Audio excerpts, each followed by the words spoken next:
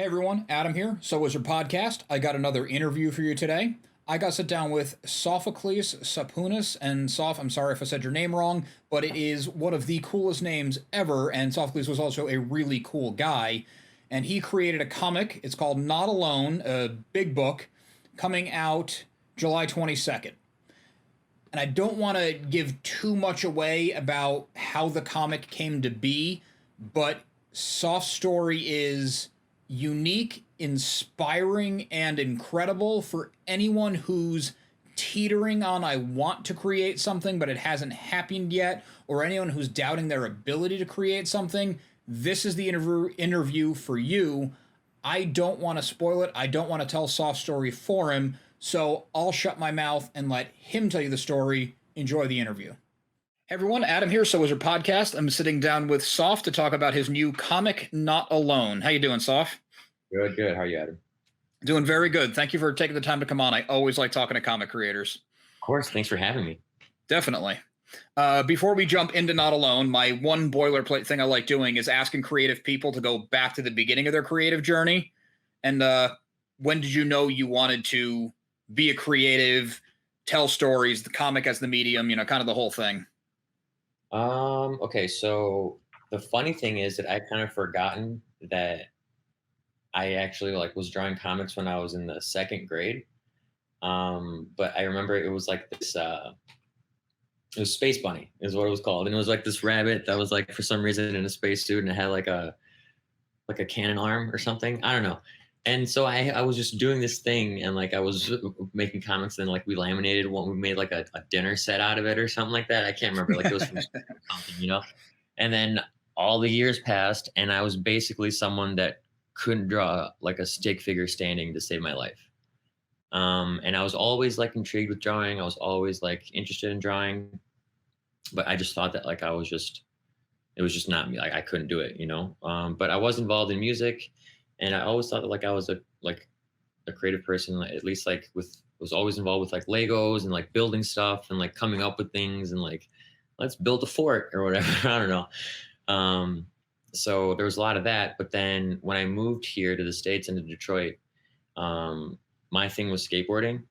So basically 6 months out of the year here, you just can't for the most part. Right. And I was kind of spoiled with growing up with really nice weather year round for the most part. And winter was just winter in Greece is kind of early to middle spring here. You know what I mean? Where it's rainy, it's cold. It's not negative 20 and snow up to here. Right. Yeah. You moved to one of the worst places for winter. So I kind of was not in a good place. And I was I need to do something to be busy and to find that same sort of fulfillment or whatever as skateboarding. And I was always intrigued and I was always trying to figure out the thing that I was going to do. Am I going to write a movie? Am I going to write a book? What do I do? And then I was very stuck into the stoner dreaming phase of everything, just thinking about all these things, but then never really doing anything about it. And there's just a boiling point in life where I needed to do something.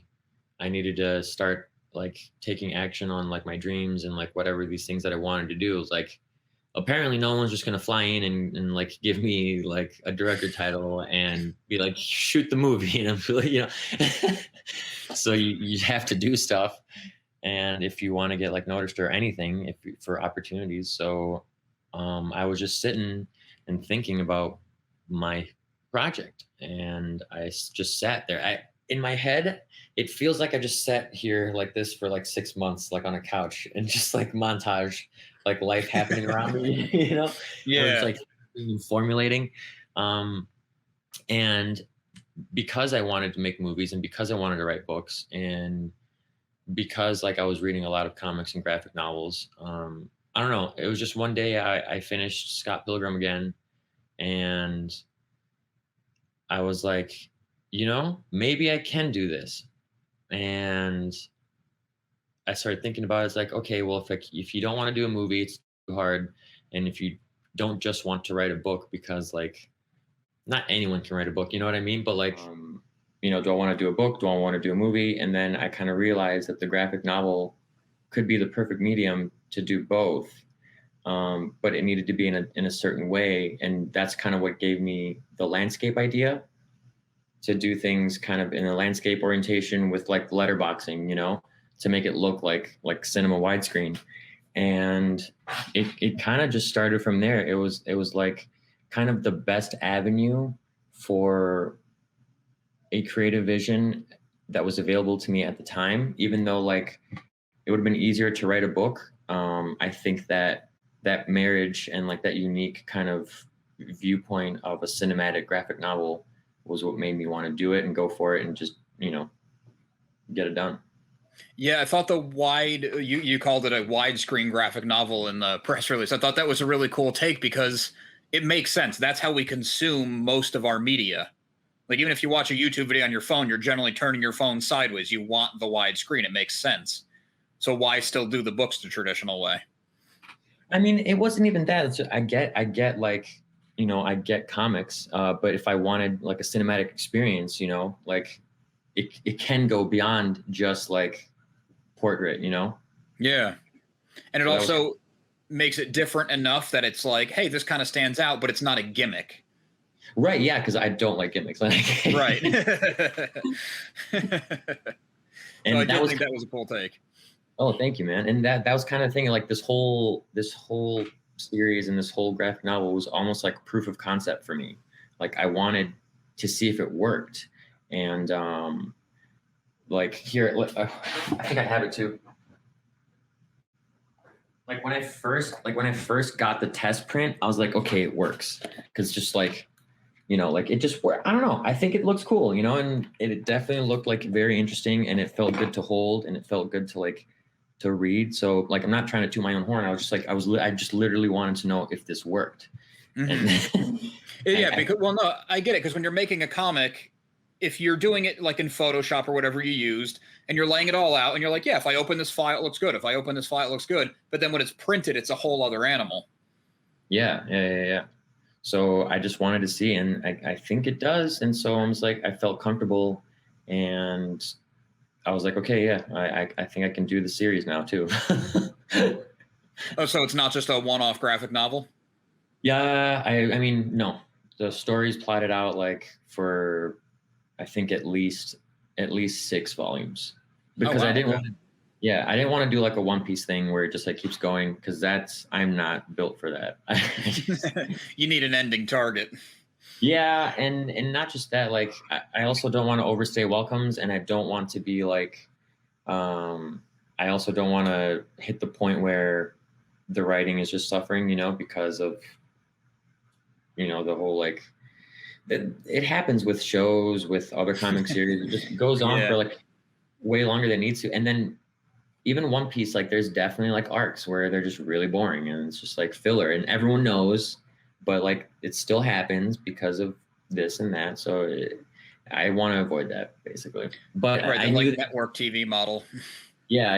And like I knew that it was too big of a story to put into one. So like that was the other thing too. So instead of doing graphic novels, because that's a pretty substantial book, you get a pretty decent page count. Was there ever a thought of doing like the more traditional, like 18 to 22 page issues and doing like 50 of them? No, because I don't like that either. Okay. You kind of found the happy medium. Yeah. Because like I don't like waiting. I don't like. Nobody does anymore. The age of streaming and binging, no one wants to wait for an issue. And even before, like growing up in Greece, like comics, getting comics was tricky. First of all, like a lot of them had to be translated, and then a lot of them had to be like serialized, and a lot of them had to be like, I don't think Marvel was publishing anything in Greece. You know what I mean? I think they were just like allowing the publication to happen. So it was hard to find things if you missed a week.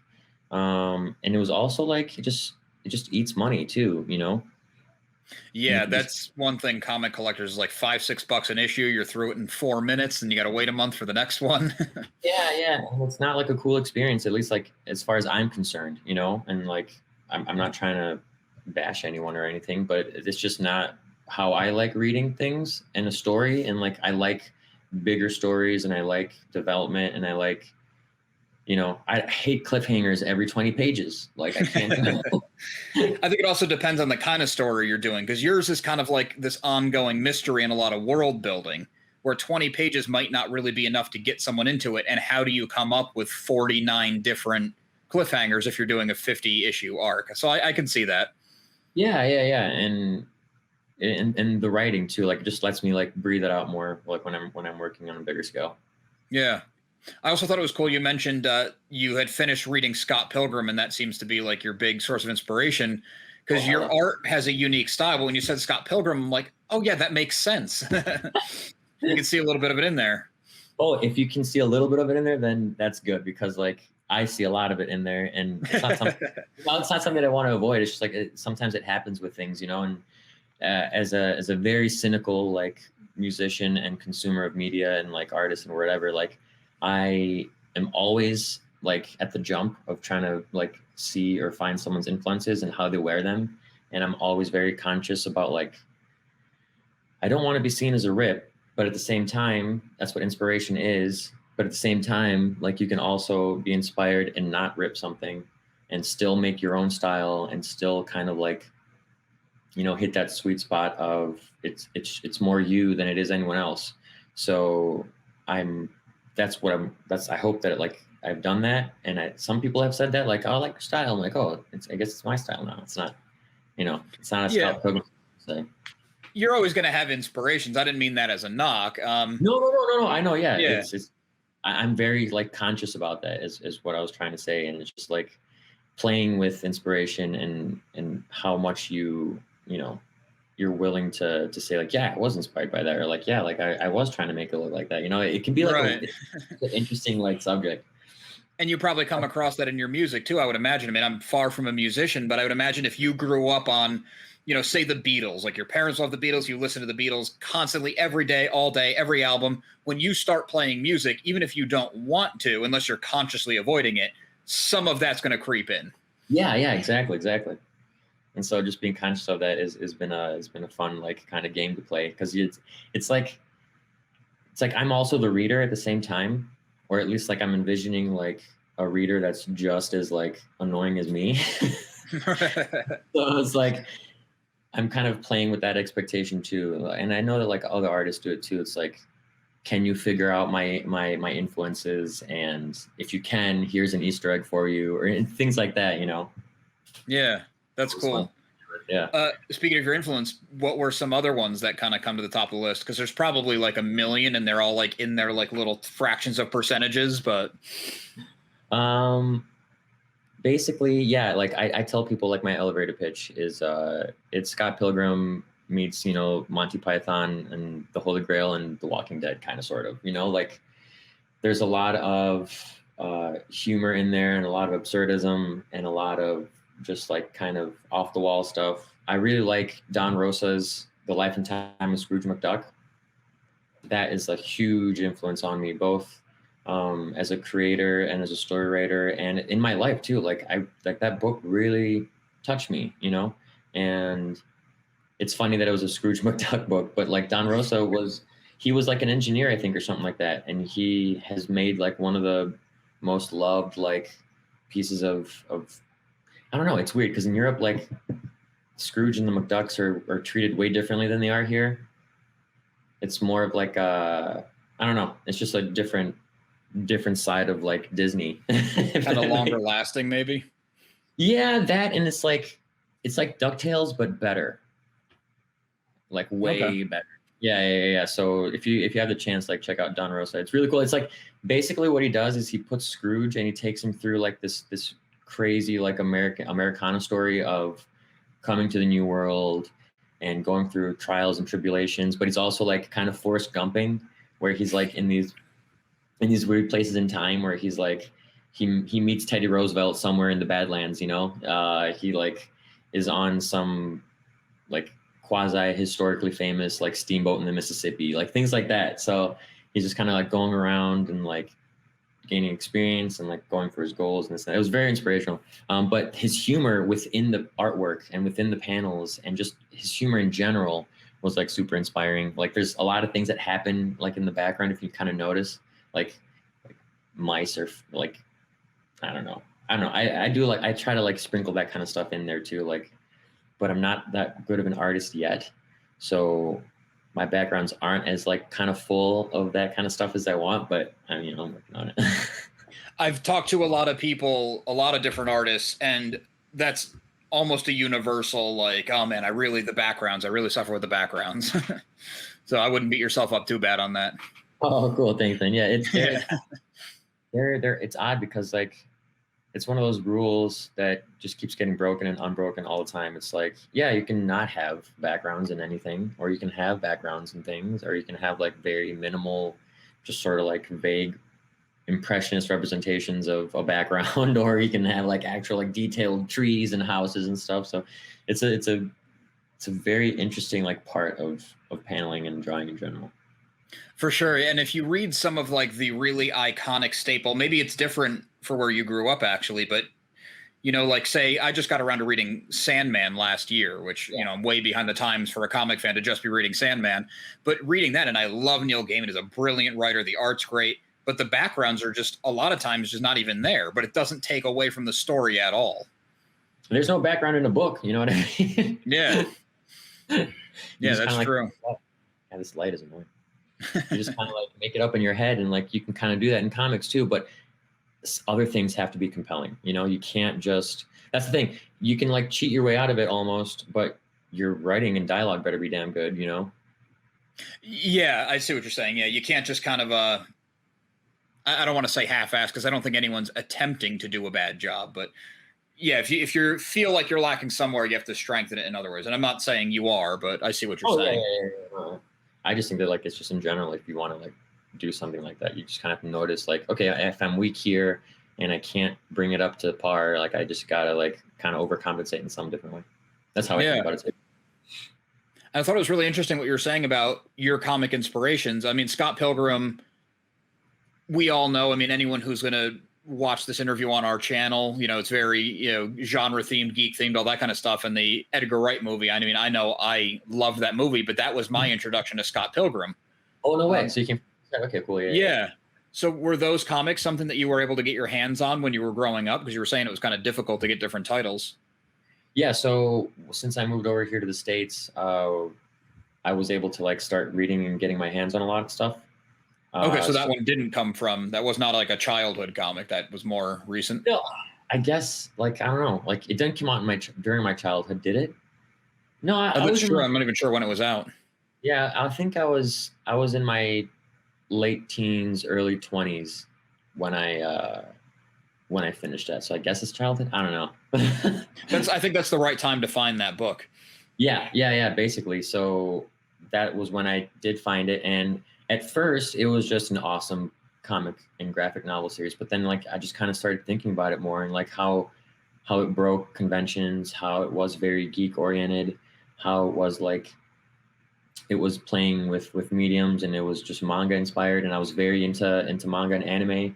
I have been like it was we were grounded, my friends and I, because we were dumb together, and so all our parents grounded us, and we weren't able to like see each other or like leave the house for like a long time. So we started, my friend, he texted me, he's like, dude, you should check this out. And it was it Naruto or something? It was something. And we just like became like, we just dove deep into anime because like we didn't have anything else to do. So we were just like binging that. And then like I just got into that medium as well. And the Scott Pilgrim, like the tropes and like the art style, it was just so coolly blended with like the West. And it was a cool thing, and just it stuck in my head as something to not just to be emulated, but like this is something really, really interesting. And then when I reread it like X times, it just kind of clicked because it was right in the moment when I was thinking about what do I do? What am I doing? Because I've just been consuming media right now, but I know that I want to create things. So like, what is my thing? And then during a reread, it just kind of clicked. It's like, okay, I think I can do this. That's the moment of inspiration there is really, really cool. Because I kind of had a similar journey, and I think a lot of people who create things, and you know, you were drawing comics in like second grade, you said, and if you had continued it all the way through, it almost seemed like, well, yeah, of course you made a comic book. You've been doing it for your whole life. But for you to kind of like walk away and come back to it, I think that's a really cool story. I like when I hear that because it is so fulfilling to do. Yeah, and I knew that I wanted to write stories and tell stories and stuff, even as a kid. And then it gets into the trippy part of like, how much of that is like my name, because like you grow up with expectations, or like you have like certain expectations of a name. Like if you're named after like a famous writer, like you're gonna find out about it at some point, you know, and like you're gonna be like, well, why was I named like this? Or like, oh, what was he like? And so you start going down like that rabbit hole, and it's just like, why was I always interested in this, or why this, or but yeah, I don't know. It's fun to be kind of tossed around by the muses, I guess. Yeah, there you go. Kind of let yourself be taken into it. Yeah. So the story specifically, and I try to find a better way to word the question because it's like kind of a hacky question, especially for creative people. And I'm sure you've answered this question a million times by now. But the story specifically, was there like a moment of conception of the story that you can point to, or did it just kind of form over time? I think how it happened was during my 6-month couch stint. I was working back from the ending, so I knew the ending. I kind of knew the general gist of the story and like certain important beats. And then what I was doing, I was just answering my own questions, and I was answering like whatever questions like anyone else would have if you presented them. It's like, okay, well, that's the ending. What happened before that? And what happened before that? And what? So I thought that like that was kind of an interesting way to approach it, and to kind of flesh out a story from the end instead of just like once upon a time, because I feel like it helped me more by it's almost like you let logic like kind of carry you there, because it's like what happened, and then kind of like what's the path of least resistance to X turning into Y, and then because it's kind of how the world works sometimes and how you kind of see things happening, like there's many complexities in the world, but then if you lay some things out, they can be like very just like, oh yeah, this happened because that happened, like duh.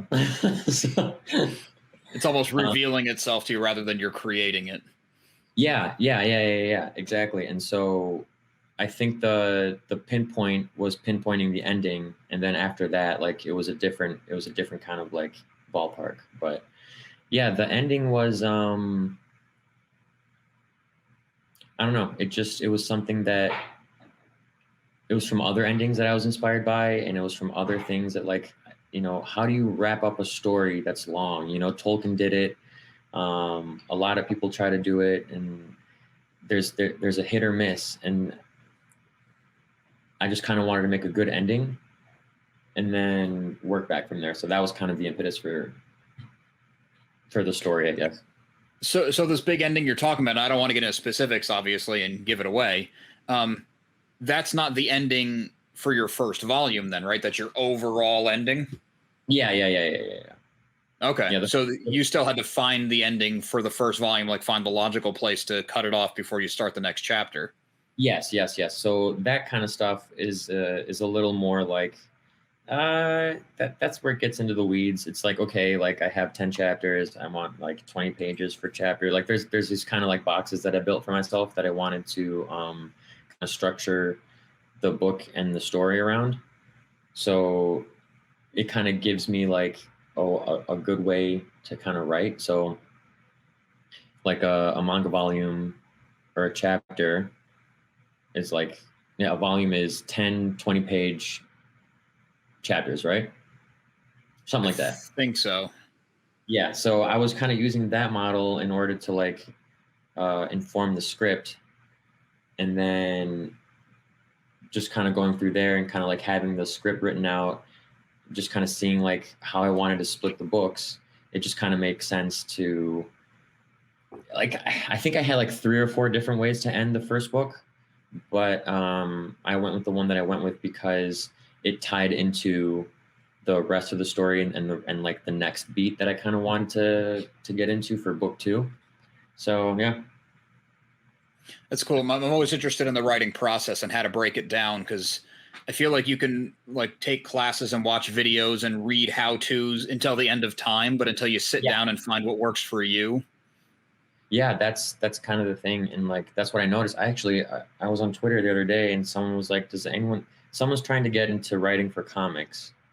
Are there any like how-tos and pages and stuff? And I was stumped because I was like, I don't think they're like, what does that even mean? Like writing for in my case, it means writing a script first. And like, that has nothing to do with comics, but also has everything to do with how I make comics, or how I think like it's easier to make. Other people might just start drawing like immediately, like, or like they have 4 panels and like they just come up with it right then and there. Or other people might like write synopses, or they might write like, something that's not a script, but that's something different that they then use to make a comic. So, or like, are you talking about dialogue at that point? Like writing for comics, like it's also informed by the art. It's also informed by like the page layout. It's also informed by like what's happening in general. So like you can't fit that much dialogue in a bubble. So you have to work around that. So maybe like that, like learning how to put your dialogue in bubbles, but it's such an odd question for me. Like, are there any how-tos for writing for comics? And I was like, that's no. And then I Yeah. realized how kind of like a nebulous like field it is too. You're just kind of like, you're constantly aching for like some sort of standard, but at the same time you're like, there is none. It's just like, Right. Yeah. Yeah, I mean, you could do it like I think it's the Marvel method, where you write like page 1, panel 1. These people are in it. They're looking at this. This is the background. This is what they're like, super, super detailed. Or you could, when you said you write a script, do you do it like TV format script, or are you doing that Marvel method kind of thing? It's probably like a mix of both. Like it's kind of like a movie script, but also it's broken into panels. Okay. So sometimes, like, because I know now after book 1, kind of like what the sweet spot of panels is. So before, I was writing myself into tight spots. I was like, it's gonna look like this, and it's gonna look like that, and I was like, oh, like when I got down to it, I was like, this is kind of hard. But at the same, so I was kind of like reworking the script as I was drawing. But then learning about that, and on script 2, I knew that about myself, so I was giving myself less constraints as to like what was happening in the panel itself, but I built out the pacing around the dialogue. So like I knew what could fit in a page, and I knew like what can fit in a bubble or like in a panel. So I was just kind of basing the script and the story off the dialogue more this time.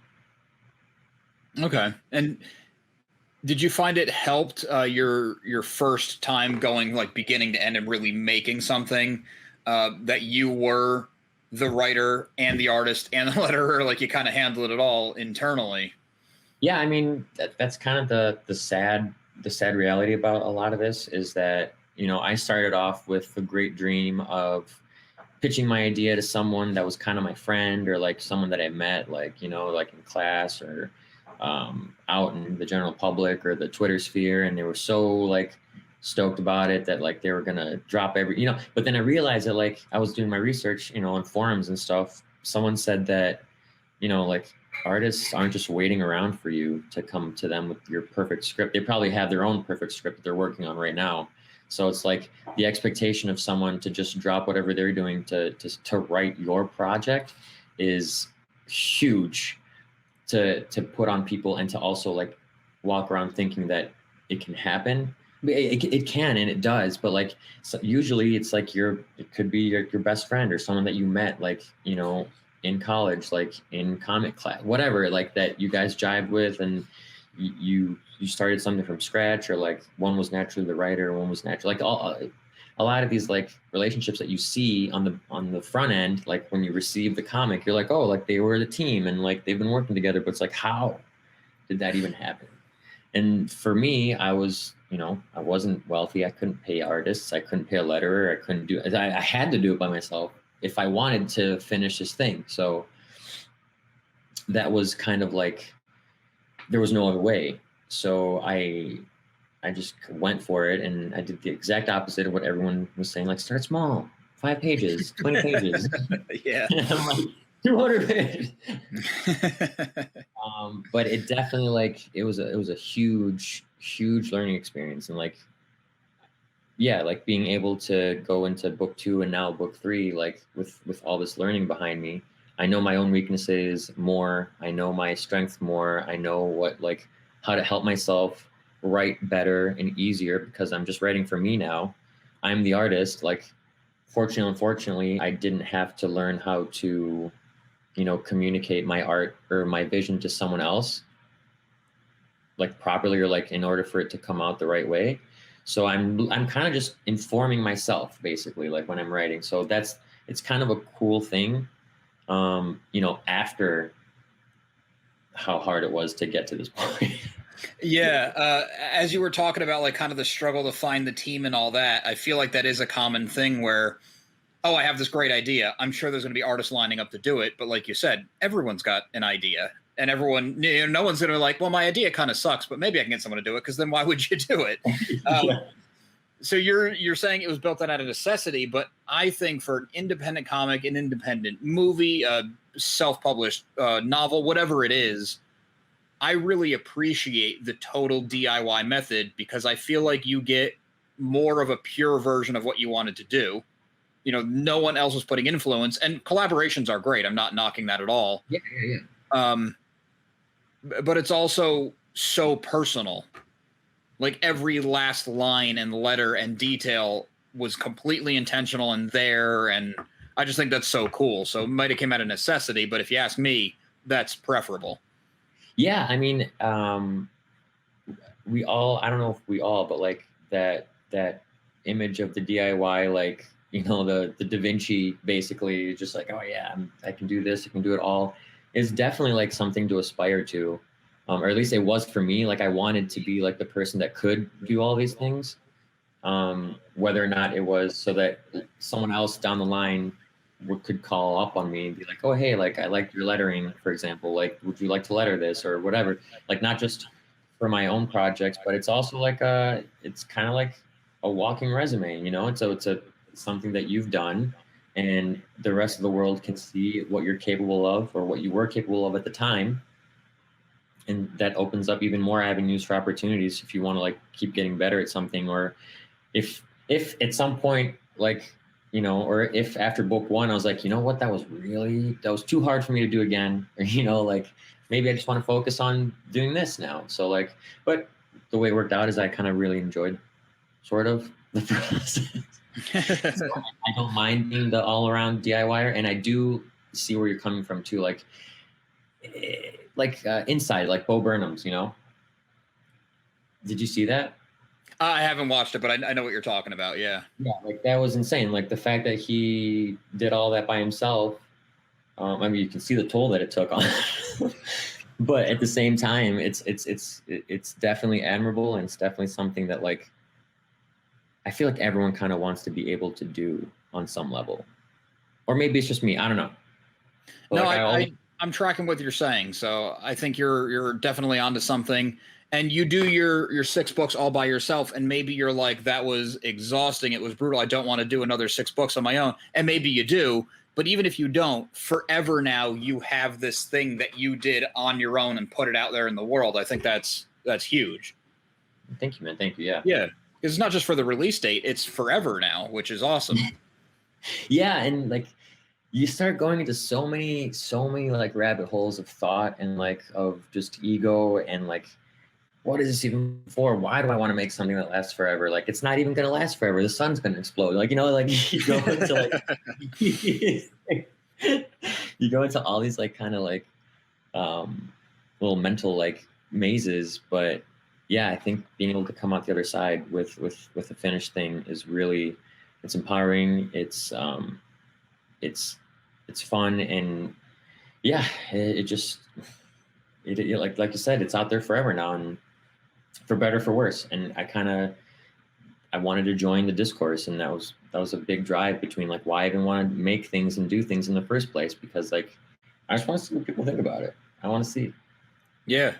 And I'm sure you're finding, or I should ask, phrase as a question, are you finding whatever else you do, if you have like a day job or something, or whatever you do, like with your friends, with your family, now that you're creating something, do you find you kind of approach things in a new way, or maybe with a different attitude? What do you mean? Like, Yeah, I'm not trying to turn on me, but I know when I started doing more creative things, even my boring 9 to 5 punch a clock kind of job, I had fresh eyes on it, and I could approach it differently, and I felt more fulfilled in my life, even if those other things didn't actually change, because I was over here doing something I wanted to do. yeah, 100%. That was like one of the bigger things for me, because like I said, I was losing skateboarding, which is like my main, medicine to like kind of, just to, expression, whatever, to like get over things, to blow off steam, and to be able to see my growth, and to like get like proving my own concept and like my own like ideas to myself is hugely empowering in my day-to-day life. And I know that like my journey and struggle as a taught my DIY artist, creating something from scratch and like bringing it out into the world, like that's definitely like changed me, I feel like, for the better. There are definitely times when I was like, this is really really emotionally hard, because like, you know people don't get it, people don't respect it, people think it's a waste of time, people think that, not that it's just a waste of time, but like, I don't know, like I was definitely struggling at times, like my apartment was a mess, or like my relationships were like, we're not happy because of like this thing that I was doing. And so it's very difficult to like always be in a place where you're trying to be understood, and like guys, like this, like, I need to do this, please get that. Yeah, yeah. For people who aren't doing it, because maybe you knew going into it, but did you find it kind of a shock that how time consuming doing a comic book really is? I was and I wasn't. I was prepared for it to be a lot of my time, because I know that that was the hand that I was dealt. Like, I didn't grow up drawing. I didn't go to art school. I couldn't really turn my life around at the time to go to art school. So I was like, this is going to take a lot of practice. And so I was constantly trying to time manage and squeeze as much time out of my day as possible, without trying to be like, you know, not there. But then at times, like when you started getting into it, and you have like, I don't know, like if I didn't have my own deadline, if I didn't have my own quotas, would this be done? Would we be here talking about it right now? And so it's like, but I needed to meet those quotas in order to get to this point. So I had to like draw and come up with a page every day. And then if I didn't, it would be a problem. And sometimes I made it other people's problem, because like, like they invited me to their birthday party, and I was like, dude, I can't, like.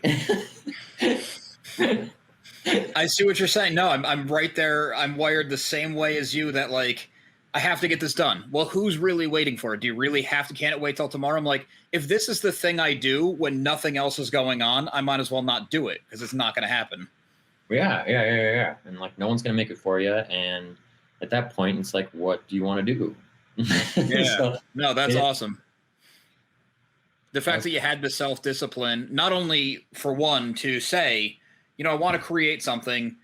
Mr. Netflix isn't going to knock on my door and say, here's a script, here's $100 million, go make your thing. Or, whoever's in charge of Marvel. I was going to say Stan Lee, but that's kind of in poor taste. But no one's going to knock on your door and say, here's everything you need, go and do it. Now's the perfect time. We took care of every problem in your life. It's like, no, you just have to go out and do it.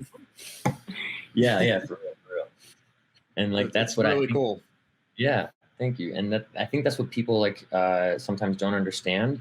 And I think that that's also what I wanted to show to people too, like, because I also feel like a lot of people get relaxed within themselves on the fact of like talent, like, oh, I can never do that. but it's like, if you think you can, through me, I guess, like, maybe hopefully you can see that, like, maybe you could too, because I couldn't draw a stick figure. You know what I could not draw a stick figure like in 2012. And now it's like, okay, people are talking about, they're saying good things about the art, and I'm like, ooh, like, that's cool, but like That is really cool that you put yourself through an art school, like an art boot camp, and got up to speed and everything. Because it's not yeah. like you could write and draw and letter and color and knew exactly what you're doing. You just never took the time. Like, you had to learn the skills also. That's an extra step. Yeah, so that's kind of like, and if I could do it, I guess I know that, like, people that want to do it, they can do it too. But I am like, again, like the cautionary tale, like, this is hard. Like, Yeah. But that's another thing too, because what in life is really worth doing that is easy? Like, you didn't earn it. You know what I mean? Like, obviously, people want the path of least resistance. I'm not saying you should make everything harder than it needs to be, but right, yeah. like, you come from skateboarding. That's a lot of falling on your ass on hard concrete before you could do something. Yeah, no doubt. And like, that's when one time I heard Seinfeld talk positively about skateboarders because of that. And he's like, I don't worry about skateboarders. They'll be fine. They'll do just fine, because like, it takes like the fact that you have to fail so many times just for one success. He says, like, that's all you need to learn about like life and creativity or whatever. And it's cool that, like, Seinfeld, out of all people, was able to see that about skateboarding, you know, and instead of just like people getting high and drunk and like breaking stuff or whatever, you know. Right. Yeah. Well, I mean, stand-up comics, I'm sure, understand, because I mean, I think stand-up comedy is probably one of the hardest things in show business, because it's just nothing but rejections and booze and really embarrassing open mic nights and losing money to drive to a gig just so one guy can tell you you're not funny. It's like, that sucks. And then you finally make it. Yeah, for real, for real. And it's like, I wonder if it's like some sort of deeper, like, you know, masochistic desire for punishment or whatever, or if it's just like what has to happen if you want to have something that like other people want to talk about or consume or whatever, you know, like there's because that's also part of it too. Yeah, Like, I think it's like you with your comic. It's, you needed some fulfillment. You couldn't go out skateboarding. You decided you want to do this, so you learned how. Then you made it. Then you held it in print in your hand. And I'm sure, like, the first time you had someone read it and they gave you feedback was mind, even if it was one person, because you made a thing that someone's now responding to. Yeah, just holding it in my hands was crazy. I was like, whoa. I was like, okay, like, wow. Like, they came from, like, yeah. I don't know. I don't like talking about myself in those terms. Like, I like being scrappy. You know what I mean? I don't like being. Yeah. I don't like thinking too highly of myself at times. But yeah, I mean, yeah, that's kind of what happened, and it's it's a crazy feeling. And if someone ever wanted to do that, like, yeah, like, go for it. Yeah, I think people have to just go for it. Like, it might take a lot of time. It might suck. You might miss your friend's birthday party, but you have to do it. Yeah. Well, Soph, that's super inspirational. I mean, I know I've been dragging my feet on a couple things that I'm going to be getting on this afternoon now, so thank you. But Thank for you. everybody else, why don't you tell them where they can get your book?